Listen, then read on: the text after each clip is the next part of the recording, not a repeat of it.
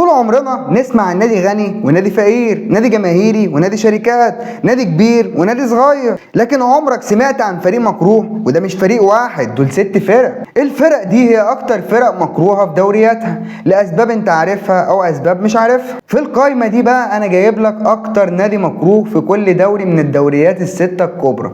يلا بينا.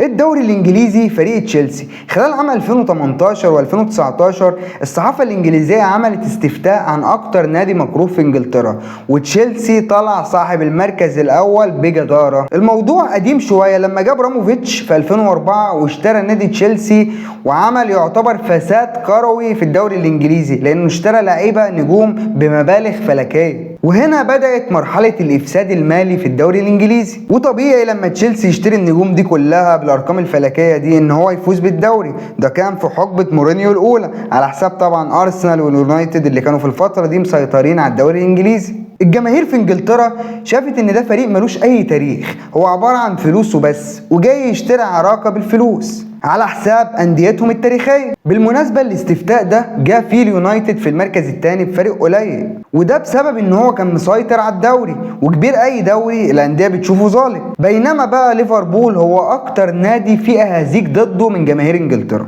يوفنتوس هو اكتر نادي مكروه في ايطاليا، ودي حاجة معروفة لاي حد، مكروه من كل المنافسين وبرضه من اغلب اللعيبة، رغم انه كبير ايطاليا محليا. وسبب الكره ده بسيط جدا، اي فضيحة اخلاقية في ايطاليا هتلاقي يوفنتوس عاملها، من كالتشو بولي، وحتى الفضيحة الاخيرة اللي اتخصم منهم 15 نقطة فيها. ياما فاز على فرق بظلم الحكام، وياما تلاعب في مستندات مالية. كل شيء مع يوفنتوس وارد، وده بيخليهم مكروهين من كل الفرق في ايطاليا، وكمان جماهير الفرق دي ما بتطقهمش. الدوري البرتغالي، بورتو، رغم انه واحد من اكبر الانديه في اوروبا ومن الاكبر في البرتغال، الا انه مكروه جدا في البرتغال، والشعبيه الاكبر بتروح لبنفيكا او لشبون. الاسباب بصراحه مش عشان هو نادي وحش، لكن العكس، ايوه العكس. بورتو في فتره كان انجح نادي في البرتغال من حيث القوه الماليه والفنيه، سيطر على الدوري وفاز بدوري الابطال، وبعدها بكام سنه فاز بالدوري الاوروبي،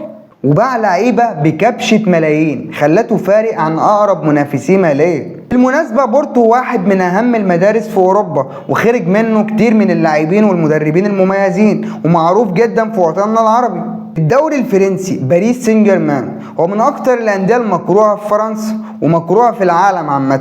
أولا الدوري الفرنسي دوري للجماهير، وكل واحد بيشجع فريقه المحلي ومبسوط بيه، وحافظ أسماء اللاعبين من الأكاديمية وعارفين بعض. تحسوا كده دوري عزوة وعيلة، دوري فلاحين بجد، لحد ما جه الاستثمار القطري ورمى فدادين فلوس في الملعب واشترى كل نجوم العالم وقتل الدوري من كل المتعة اللي كانت فيه، وخلاص بقى معروف مين البطل بتاع الدوري الفرنسي، ولو حد تاني بقى البطل بتبقى حاجة استثنائية. كل ده حصل بعد الدوري ما كان محتار بين ليل ومونبلييه وليون ومارسيليا، بعد ما كان دوري للفقراء دلوقتي بقى دوري للمال. الدوري الألماني، بايرن ميونخ.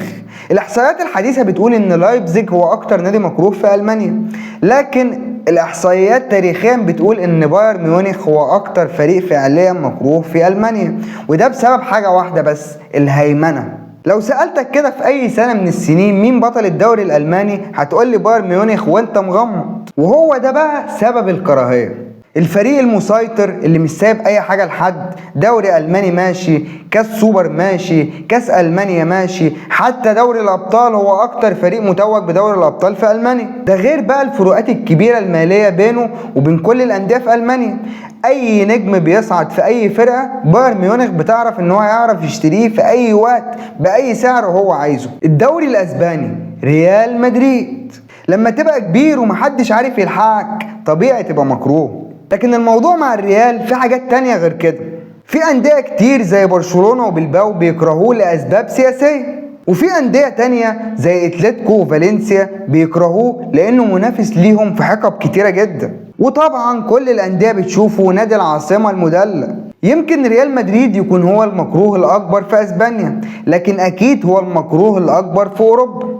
وده بسبب تفوقه الكاسح على الجميع واللحظات المؤلمة اللي سابها في ذاكرة البعض. لكن المؤكد هو واحد من أكبر الأندية الشعبية في التاريخ. هي دي قائمتنا اللي من تقارير صحفية من الدوريات الستة الكبرى. قول لنا في الكومنتات ايه الفريق اللي انت ما كنتش متوقع وجوده في قائمة أكتر 6 أندية مكروهة في العالم.